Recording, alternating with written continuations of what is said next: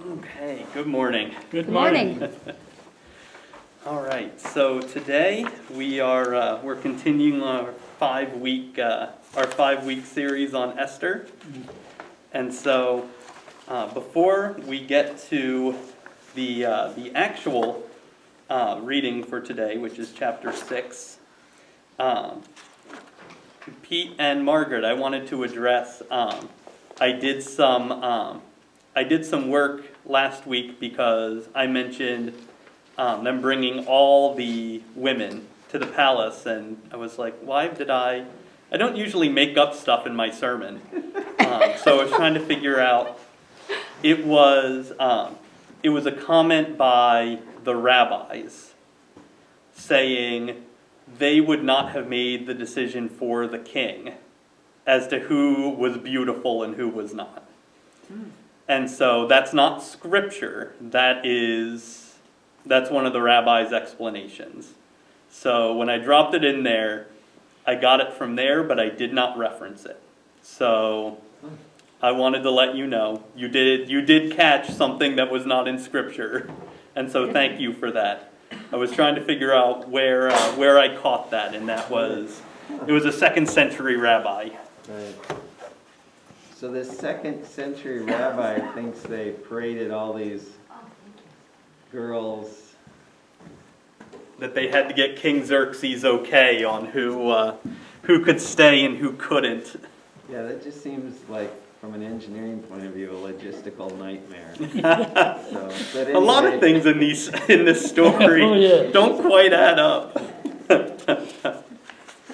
But all right, well, on the second page of this, on the bottom of the first page, this is usually how we see pictures of Esther or scenes from the Book of Esther. They're very serious, especially Christian depictions, because of the way that Christians typically read Scripture, which will actually, on page 2, humor is culturally conditioned, and so it's based on what we as a society have decided is funny and what is not, what is slightly transgressive and what is not, what is taboo and what is not. Part of that is also our understanding of faith and the scriptures. Historically, we have been concerned with the seriousness of our sinfulness, the human condition, which is to say, the shortness of life here on earth, grieving those losses that we endure during our lives.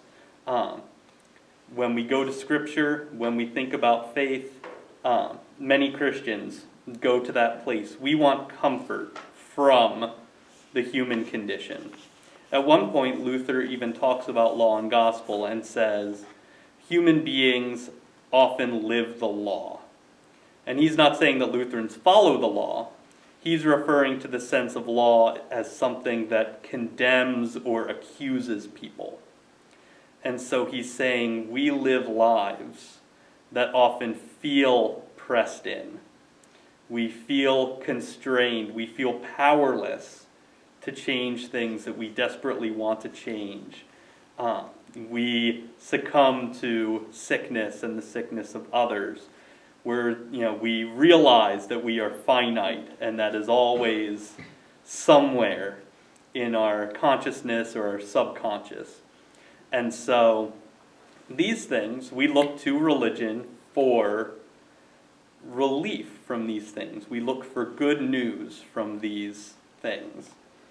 And in that sense, we treat religion very seriously because it deals with those ultimate questions. It's the one place, especially if you think about the Middle Ages or late antiquity, it's one of the places we could find comfort in a world that often seemed capricious and violent. Why does this person die and I live? Why does this sickness happen? Why is this death happening? It's the one place where we could receive comfort. And so we treat it, obviously, very seriously.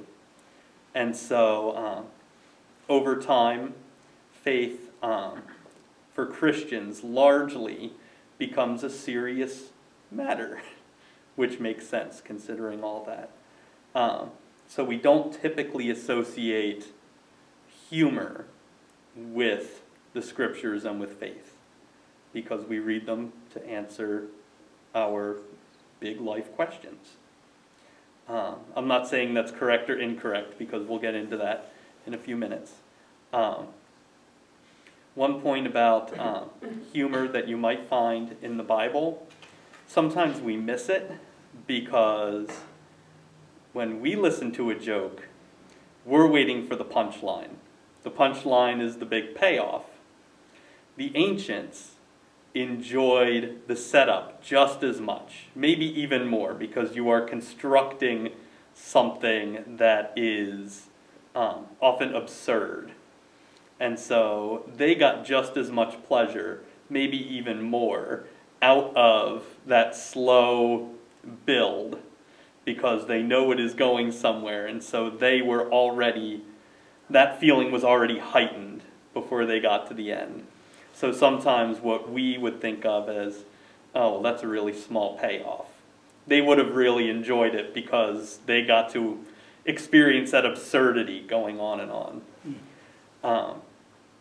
And then there is one of my favorite quotes by Mel Brooks: "Tragedy is when I cut my finger. Comedy is when you fall into an open sewer and die." So humor often depends on what's happening to who. And so that is something for us to keep in mind as we read this story, which is after all written in the style of a folk tale. That's not to say that nothing in it happened, but it is to say, one time I was, a friend of mine and I during college were staying with a family that had a dog that was particularly, let's say the dog was angry at everybody that it didn't know. And so, as we told people about this, over the course of time, the dog got bigger and bigger. And by the end, we were telling the story, the dog was 10 feet tall, and it ate other dogs, and so on and so forth. So those exaggerations that happen in folk tales include exaggerating characters and their foibles, their virtues. And so those are also things that would have been considered, that's almost part of the setup. We're developing these characters. So with all that in mind, I am going to read Esther chapter 6. At this point, by chapter 6, Xerxes has named Esther as his queen. Xerxes does not know that Esther is Jewish. Haman has been named the second in command, or the vizier of the kingdom. Haman is also unaware that Esther is Jewish. Mordecai has informed on 2 of the king's eunuchs who planned to kill the king. He fast-tracked this information through Esther to the king. And so those two eunuchs were put to death. We are not told about anything that happens in the story in its wake up to this point.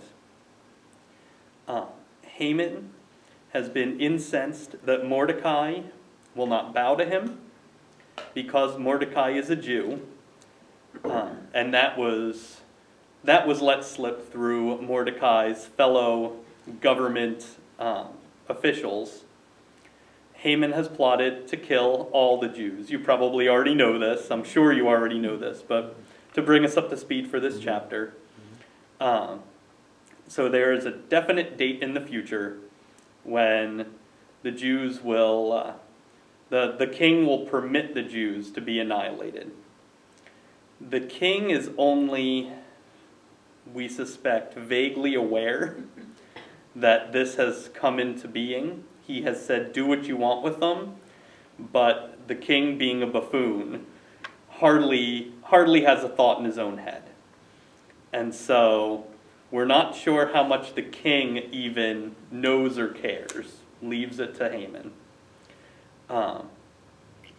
Haman is upset that Mordecai won't bow to him yet again, and so returns home and complains to his wife and his friends. And his wife says, put up a stake. Put up a 75-foot high stake. And the next time you see the king, tell the king to put Mordecai on it. Taking it for granted that the king always listens to whatever the closest person to him says. And so it should be no problem. You just go in there and say, hey, kill Mordecai, and the king will go, oh, okay, and he'll do it. So with that in mind, this is chapter 6 of the story. That very night, sleep eluded the king, so he sent for the book of the Chronicles, the records of the palace. As they were being read aloud to the king, it was found written that Mordecai had informed on Bigthana and Teresh, 2 of the king's eunuchs from the threshold guards, who had plotted to kill King Xerxes. The king asked, what honor and greatness has been conferred on Mordecai for this? The servants replied, nothing at all. Then the king asked, who is out in the courtyard? For Haman had come into the outer courtyard of the palace to tell the king to impale Mordecai on the stake he'd put up.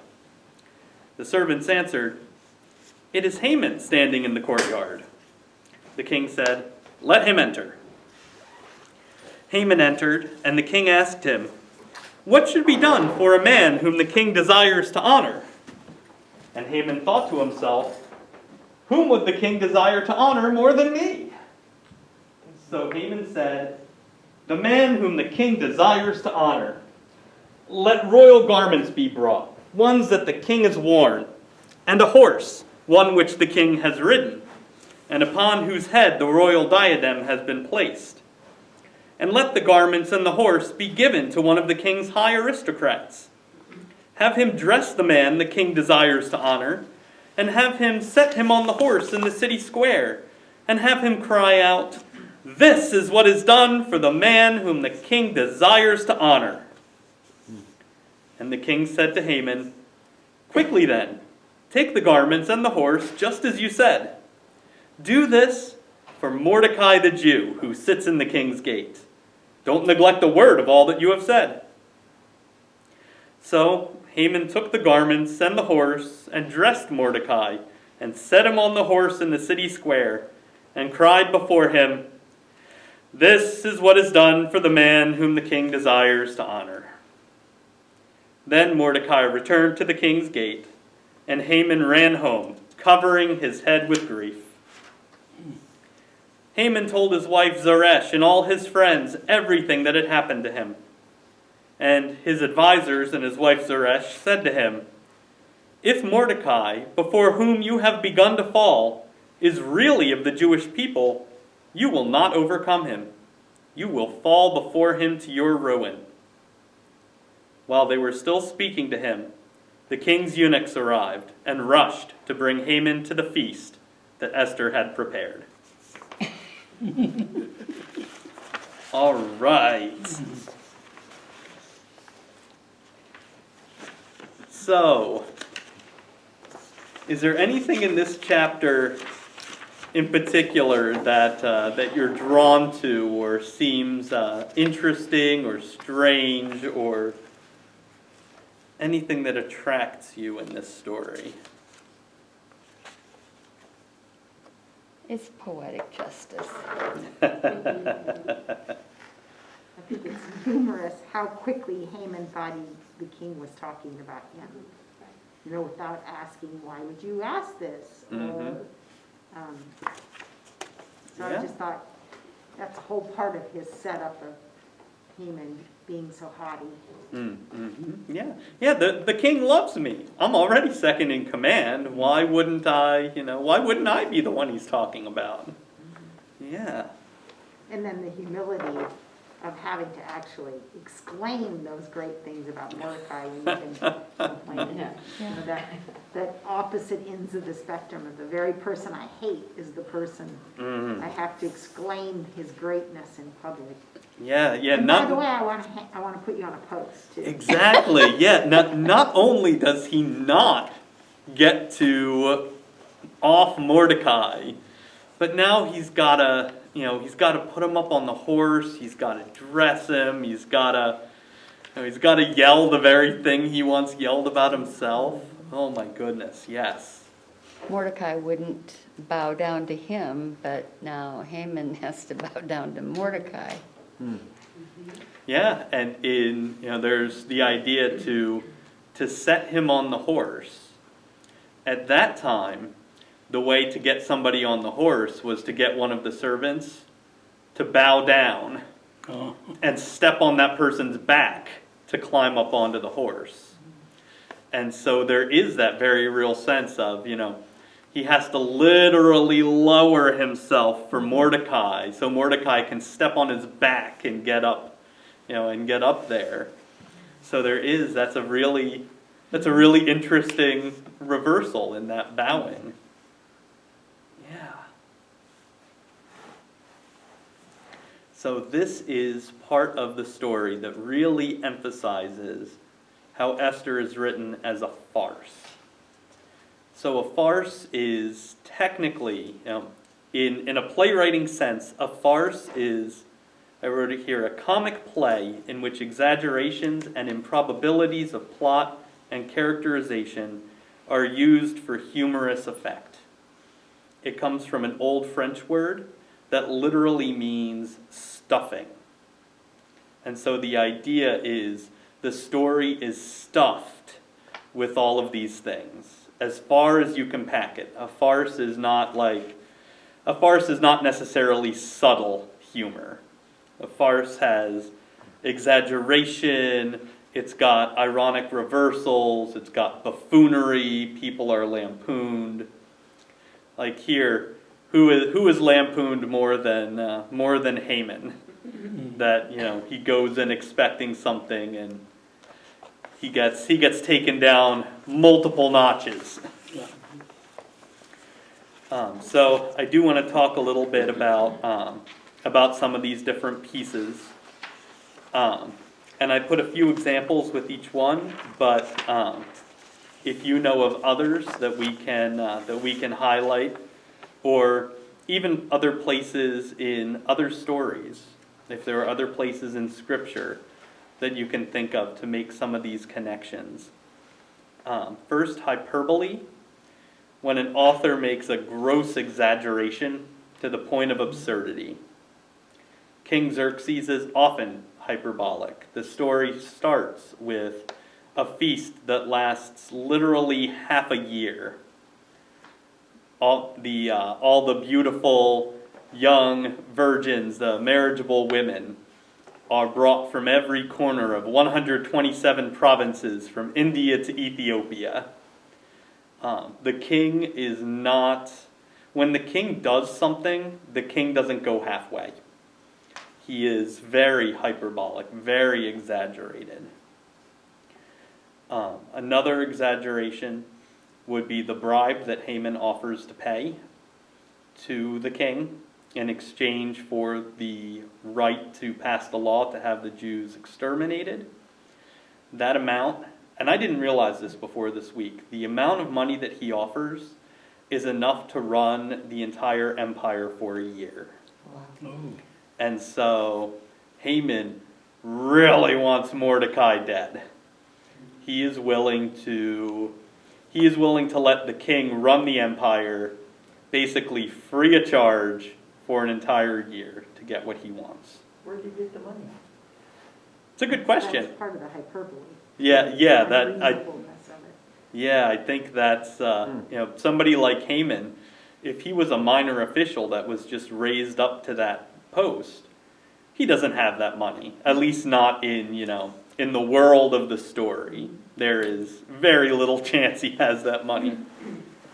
And then the stake, as we mentioned in a previous class, being 75 feet high, putting up a stake that's 7 stories high, feels a little much. Yeah. Maybe the idea is Haman wants everybody to see this punishment, but I don't know. Would you even see Mordecai at 7 stories? It's another one of those exaggerations. Well, and how to recognize, his examples of what to do, which turns out to be what he had to do for Mordecai, is pretty extreme too. I mean, he even got the royal diadem in there, so Yeah. it's a pretty big, it's almost over the top too. It's not like, let's just give him a cash prize and nice clothes. Yeah, It's exactly. way over the top for Yeah. what you would do. Yeah, I mean, you might expect, like, on the one hand, Mordecai works in the king's gate. He's a government employee. You might just say, well, that's his job. He just, he did what he was supposed to do. He heard about a plot, he informed on it. So, maybe like a certificate of appreciation, the king can sign the bottom of it or whatever. But, even in the story, when Haman says, a robe the king has worn, a horse the king has ridden, those are treasonous asks. That is saying this person should be treated like the king. Yeah. And so that's a pretty, the fact that Xerxes says, oh yeah, go and do it. Don't neglect a word of what you've said. That says something about Xerxes too. Does he have a single thought in his head that, somebody just told him, they should be elevated to your level publicly. Yeah. And he's like, oh, okay, make it happen. So there is that level of exaggeration. And then because of the nature of the farce, the king is such a buffoon that he just goes with it.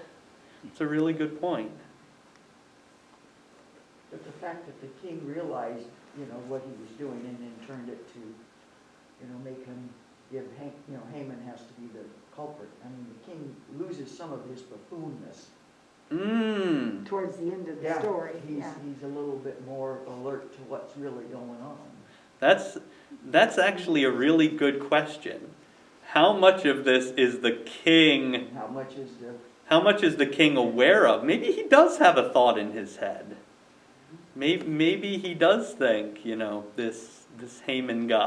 on might to be. you. Yeah, interesting. That's a good point. Because one of the things in a farce, characters are drawn with rather broad strokes, and we don't usually get a chance to find out too much of what's under the surface. Mordecai, we learn almost nothing about what's under the surface for Mordecai. We get a sense of what's going on with Esther in terms of what she has to do. The king, we get the king is pretty much a blank slate for you to write on. Haman's probably the character in the story we learn most about. And maybe that's because as the bad guy, we kind of have to know his motivations, what makes him the bad guy, maybe. So that is another part of a farce, is us trying to figure out exactly who is motivated by what and what's going on with these characters. Because there are multiple ways that you can read some of these portions of the story. Yeah, even back in chapter 5 and now in chapter 6, Haman's wife Zeresh is kind of, she's the one who's giving him the advice or the... So, we're told that in the old days, women weren't listened to. And here women are given a place of very high importance. Yeah. And so, I'm not saying that's part of the hyperbole. I'm just saying it's very interesting. But that could well be. You have unusual for that time. You have Xerxes, who is, Vashti disobeys Xerxes. Mm-hmm. Haman does what Zeresh says. Mm-hmm. The king allows Esther to come into his presence and continually asks her what she wants. Mm-hmm. So there is a part of this story where so-called powerful male characters are continually told what to do, almost manipulated in the world of the story by the women who are supposedly not their equals. But when Haman tries to manipulate, he gets caught. Mm-hmm. That's the man. And Whereas the woman who listens is. Mm-hmm. And we see just a little bit of that turn toward the end of the chapter.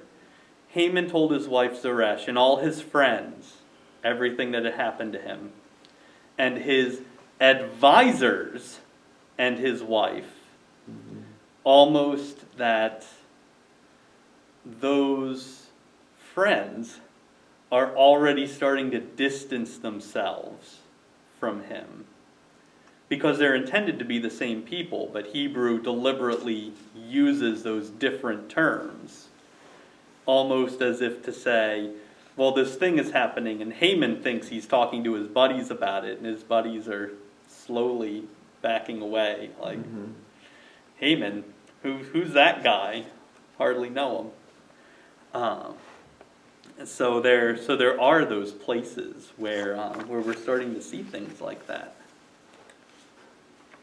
Okay, so another piece is, and we've already started to talk about this because these things all bleed together. But dramatic irony, when an author lets their reader know something that a character doesn't know. And so, one of the most obvious ones that I didn't list here is the fact that Esther is Jewish. Now, you might not think of that as ironic in the modern sense of the word, in the sense of a farce. That is deeply ironic, because that's what's going to lead to the story's payoff later. And so that kind of keeps the listeners on edge for exactly where is this going. If we know the story of Esther right away, it's kind of, we kind of miss that because we know what's going to happen. But if you're hearing this story for the first time, the fact that Esther is Jewish kind of, exactly what's going to happen here. And Esther deliberately draws it out. A banquet, and then an invitation to a second banquet. And this is what I mean when I say sometimes the setup would have been more humorous to people than the punchline, because they're just drawing it out, and and that tension would be something that a group of Jewish people hearing this story, they would have enjoyed that, because there must be something coming, but what is it? We just talked about, Haman thinks the king wishes to honor him.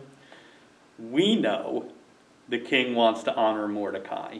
We know that before the king says it. And that just allows Haman to bluster and make these huge demands. And so the payoff is enjoyable. One last one I want to put up for what happened in chapters past. At the very beginning of the story, Queen Vashti refuses to come before the king when the king calls for her, and so she gets punished. Esther decides to come before the king, even though the king doesn't call for her, and she gets rewarded. And so that may not seem outright funny to us, but it is an unexpected reversal. That Esther says, if I die, I die. I'll go before the king.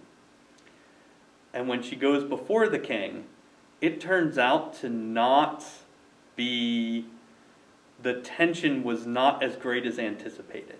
Almost immediately the king says, oh yes, what is it? I'll give you whatever you want. I'll give you half of my kingdom. And so there is kind of a reversal between Vashti and Esther. In a sense, Esther is the opposite side of the coin of Vashti. And so that's something that wouldn't have been lost on the Jewish listeners. And in fact, they might have said, perhaps God is truly working here, because this is not what the king would have done. The king, having done this to Vashti, would the king do this to Esther? And so that's a reversal, not necessarily laugh out loud funny, but it adds to the irony of the story. But I think those were two totally different circumstances. Because the king was throwing the big party and wanted to show off his wife. Mm-hmm. And so she refused. And this one, the king's not doing anything. Or we don't know that the king's doing it. It's just another business day. Mm-hmm. And Esther comes to him. So I think it's too different. Mm. I don't know. Okay. No, that's fair. That's fair. Because again, the nature of this, like I said, it's based on where we are, the world of the story. Mm-hmm. There is definitely a difference. The king's not throwing a banquet. Mm-hmm. But there is, and there is a portion of the story that is unspoken. But Esther says, the king hasn't called me, hasn't summoned me for 30 days. Right. There was a contest for the king to determine the queen. And we say it was a beauty contest. That's the way that we kind of gloss it over. In reality, it was a different kind of contest. Because the woman went in to see the king in the evening, and the woman left the king's quarters in the morning, and left the harem of the virgins and went to the harem of the concubines. Mm-hmm. And so there is very clearly an implication of what is happening here. Mm-hmm. It is a different sort of contest. Mm-hmm. The one that the king loves the most becomes the queen. Mm-hmm. So the fact that Esther says, I haven't been summoned for 30 days, also gives you an idea of how the king values Esther, and in what way. And that's left to the imagination of the listeners. And so it's almost an the king is reveling and calls for Vashti, and she doesn't come. The king is not interested in reveling or celebrating or doing anything, and Esther shows up. So there is still, maybe in that difference, there is still, and again, depending on who's listening to the story, that could be, I'm not saying it is. Yeah, no. That could be, it could be interpreted either way, Right. perhaps. I don't know, you can take that or leave it. No, I mean, this is what the rabbis do, right? They sit around Yep. and debate the scripture.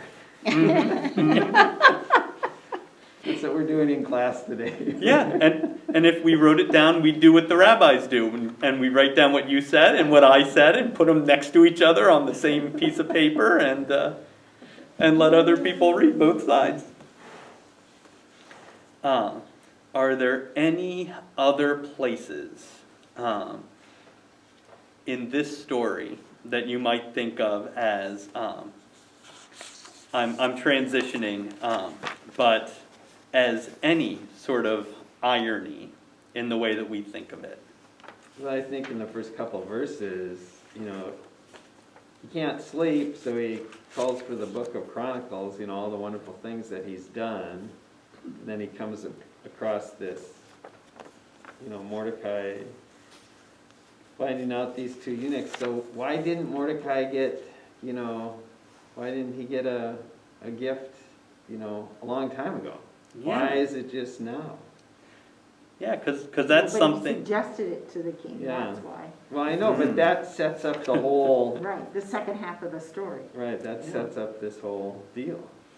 Yeah, and that's something that we've known for chapters now, that Mordecai did this thing. In fact, we've known it for so long that by the time we've reached this point of the story, we've almost, not that we've forgotten it, but it's been part of the background of the story now. And now all of a sudden, here it comes back up. And the king must have been aware of it, because we're told in chapter 2 that Esther tells the king, and then the punishment happens. But you raise a great point. This is something that we've known for a while. So how come it only comes up now? And then, Pete, I wanna riff on what you mentioned about, the king can't sleep, and you can take this or not, but the way I read that, when I can't sleep, I take a Tylenol PM, or I've tried, I've been told that a banana and milk will help, so I've tried that before. I've tried putting on white noise, putting in earplugs. If the king can't sleep, is he calling for the palace minutes to try to go to sleep? Is that possibly, you could read that either way. It could be the king says, well, I can't sleep, so I may as well hear again the story of my glories and, all of my great wealth and accomplishments. You could also read it as the king really wants to go to sleep. And what will put him to sleep more than having to listen to what he did during the day?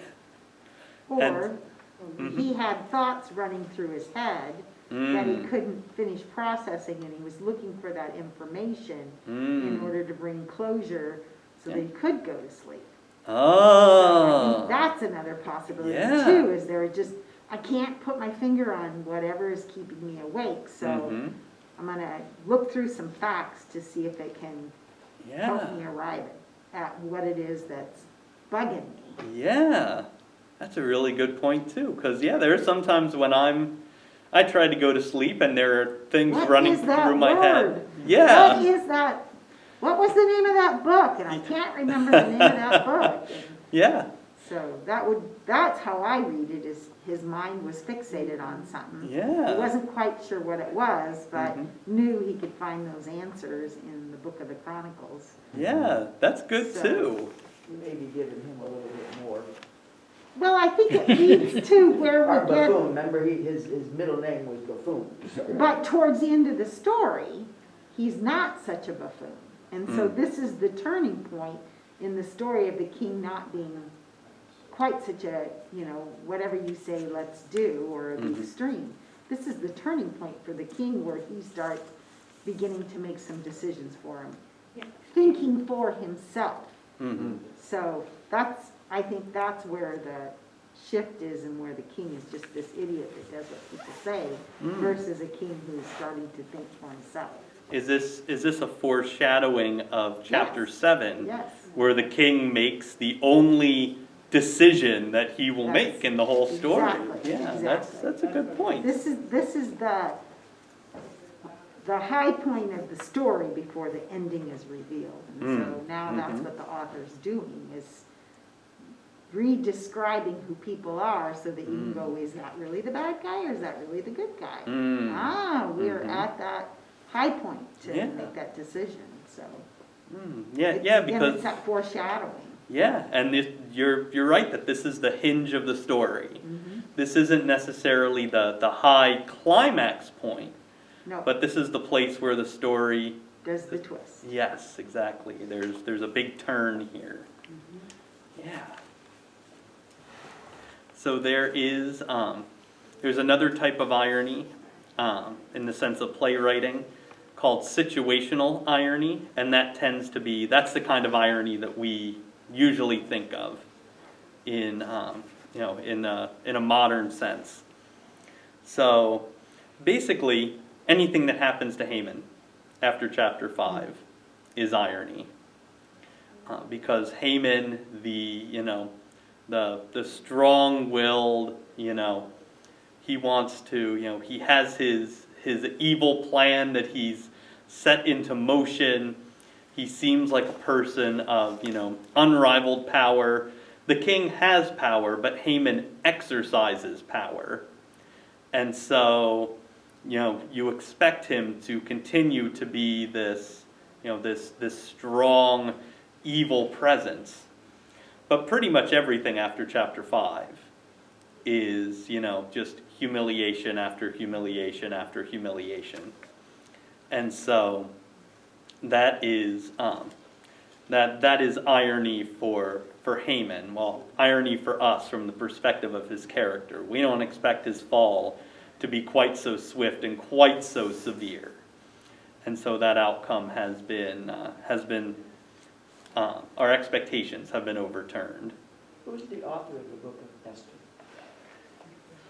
We know that the author is male, and that the author probably wrote in the 4th century before Jesus, and probably wrote in Susa, which is the capital of the Persian Empire, where the main action takes place. But we don't know anything else about the author. So we don't know if this is a historical writing or if it's a farce that the author decided he was going to write. Mm-hmm. It is, if you look in the Apocrypha, in the set of books that aren't in our Old Testament, but are in the Old Testament for some other churches, the Catholic Church, the Orthodox Church, the Episcopal Church.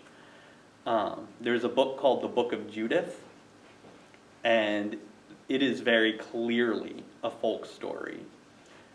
But it begins and ends in the same manner that the Book of Esther does. It uses the same style. And so scholars look at that and say, there may be a kernel of truth in the Esther story, but it is written in such a way that emphasizes elements that would not have literally taken place. The king of Persia, King Xerxes, rules over 127 provinces, which wasn't the case historically. I believe the Persian Empire had about 20. It didn't go from India to Ethiopia, but it's exaggeration to highlight his majesty.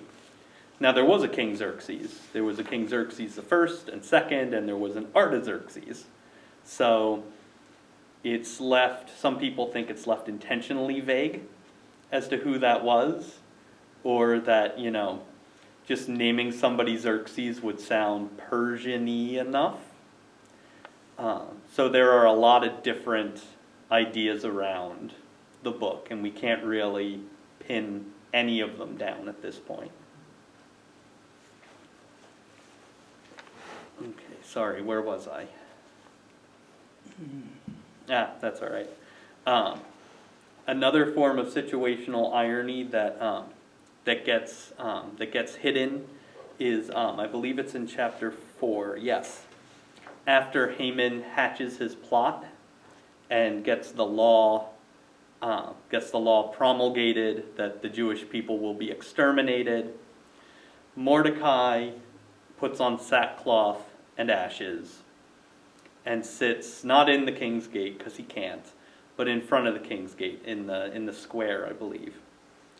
And so Esther hears about Mordecai doing this and sends him a set of clothes. And that's not what the hearers of that story would have expected, because Mordecai is responding to an edict that is certainly, bad news for all the Jewish people. Esther may not be aware. The story leaves it ambiguous as to how much Esther knows. But the fact that Esther sends him a set of clothes sends a message, an ambiguous message. Maybe, don't let everybody know you're Jewish, or what are you doing? Brighten up. That is not what the hearers of the story would have expected from that situation. That set of clothes is quite different than they would have expected. Something different. What it is ambiguous, but clothing would not be it. Are there other places, either in this story or other places in the Bible, because I'd like us to take just a couple minutes and talk about other places in the Bible. Esther isn't the only book that does some of these things.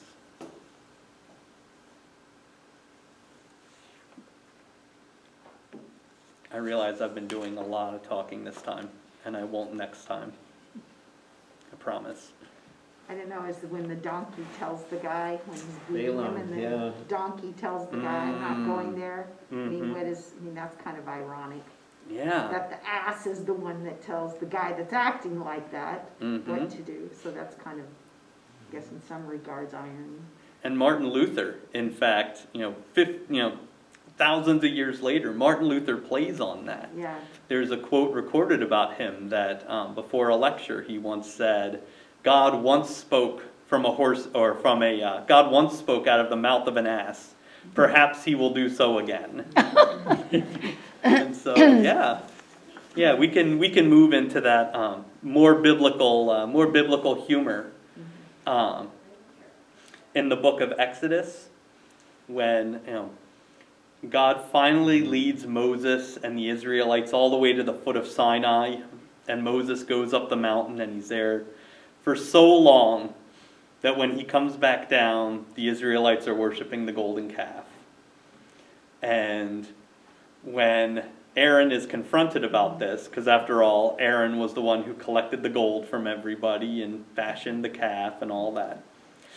And Aaron's response was, I threw the gold into the fire, and this calf popped out. We're all looking for the guy who did this. Well, Aaron.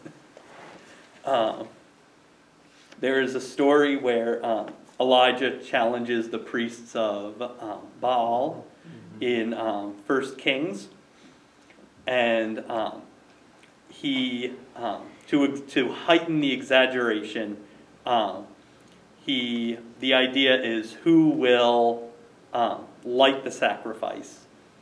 To make his side harder, Elijah digs a trench and fills it with water and so on. And so the priests of Baal go first.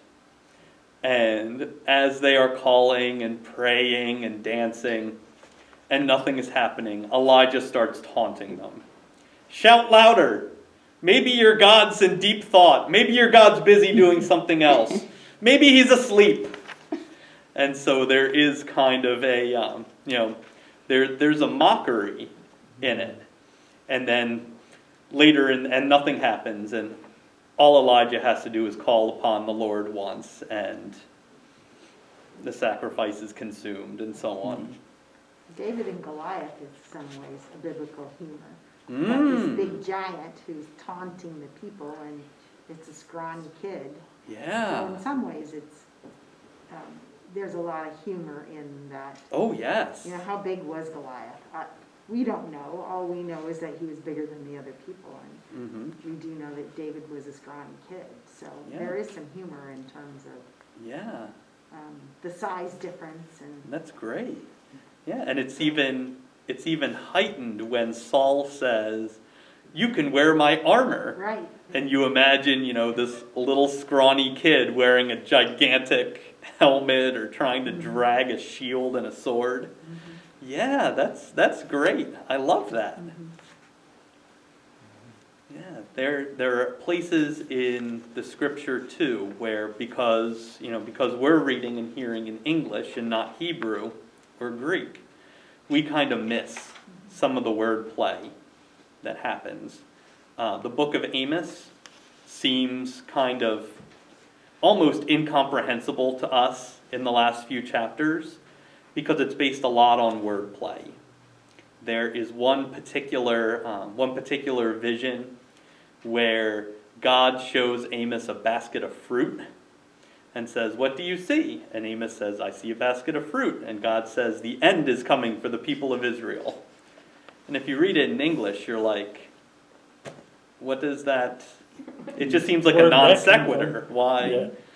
But the word for a basket of fruit and the word end are very similar in Hebrew. And so somebody hearing that story would have gotten that God was making a subtle statement that then gets elaborated on. And that's really hard to translate into English, but it's there. Another story in the Apocrypha it's called the Story of Susanna, which is kind of an introduction to, chronologically, to the person of Daniel. Daniel is a really young boy when the story happens, but Daniel uses language that plays like that. It works in English a little bit, like a yew tree with hewing something. So there are places where places that would make more sense to us as humorous if we were ancient Israelites. So some places that seem incomprehensible in the Bible are actually, they make sense. It's that societal sense of humor, that conditioned sense of humor. You quoted all of them from the Old Testament. Are there any that you can? Oh, we're getting there. Don't worry. Oh. One more thing. The entire book of Jonah can be read humorously. Jonah is usually prophets are told to go and do something, and they resist because when they get there and they deliver the message to the people, they are not well received. Mm-hmm. Jonah, he's called and he refuses. And then God uses a shipwreck and a fish, and he finally goes to the city of Nineveh. And he says, he only gives them one sentence. Other books of prophets are chapters and chapters. Jonah goes and says one line, and the entire city repents. He is the most successful prophet in the Old Testament, and Jonah is ticked that everybody repented. He's successful and he's angry about it. And so there is kind of this, you read it and you're not expecting Jonah to do what he does. It is, it's a story that would have taken the Judean people by surprise. I realize we're getting a little closer to 10:30. On the back, a little bit more biblical humor. Jesus constantly uses hyperbole and irony in his parables. His parables are often, just think about the prodigal son. He goes out and he says, he asks for his share of the family fortune. He basically says to his father, "I wish you were dead. I want my share of the fortune now. That was not done. He goes out, he blows the family fortune, he's reduced down to nothing, which is why he says, the best I could do was beg to my dad, because he just slapped his dad across the face by asking for all this. And he comes home, and what does he get? Not only welcomed back, but a celebration, a feast. This was not this is not how Jesus' listeners would have expected the story to end. And especially not the response of the older brother, who is actually the sensible one in the story. So Jesus tells lots of parables in that sense that overturn the expectations of the listeners. In the book of Acts, Paul is preaching. I can't remember the town he's in. He preaches for so long that a young man named Eutychus was kind of sitting on the windowsill and listening. And Paul preaches for so long that he falls asleep and falls out the window and dies. And so he is brought to Paul, and Paul brings him back to life, and then goes back to preaching. And so it's intended to be a joke about Paul's long-windedness as well. There's a place where Peter is released from prison miraculously by God. I believe this is the same one as the earthquake, and the jailer goes to kill himself, and he's told, no, it's fine. So he leaves, and Peter goes to a woman named Rhoda. He was staying in Rhoda's house, and Rhoda is so happy, so surprised that Peter is alive, that she forgets to unlock the door and let him in. And eventually Peter's like, will you please let me in now? So that is intended to be a moment of humor in the midst of this story of being saved from prison. In 2 Corinthians, Paul is facing a situation where some other people who claim to be Christian evangelists have come in and are telling them that they need to do other things. Paul at one point sarcastically calls them super apostles. I am an apostle. They are super apostles. And then he goes into a litany of the things that he's done and endured for the gospel. And he basically says, these super apostles have, they've presented themselves so majestically, and I go into towns and I am beaten, and people throw rocks at me, and I've been thrown into prison, and I'm a fool.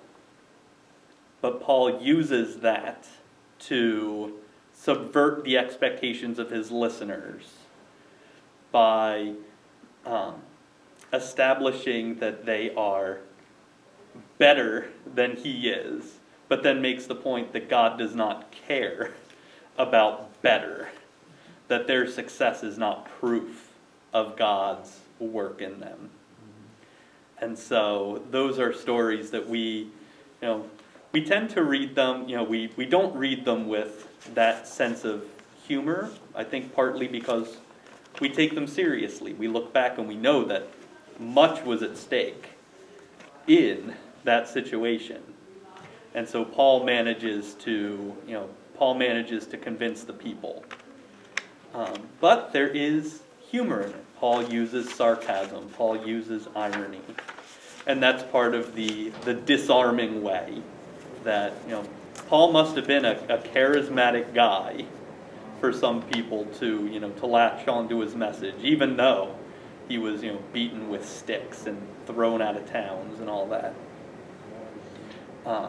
Okay, I apologize. I've talked more today than I will talk next week, because we're going to wrap up the story next week. So I just want to leave you with the question of, how can we read the Bible reverently, the way that we should, while still being open to those moments of humor, still being open to those ironic moments where things are overturned, to be open to the story of characters who may not be what they seem. All of those points. I realize people are coming in, but anything before we close up today? Thank you. All right, thank you.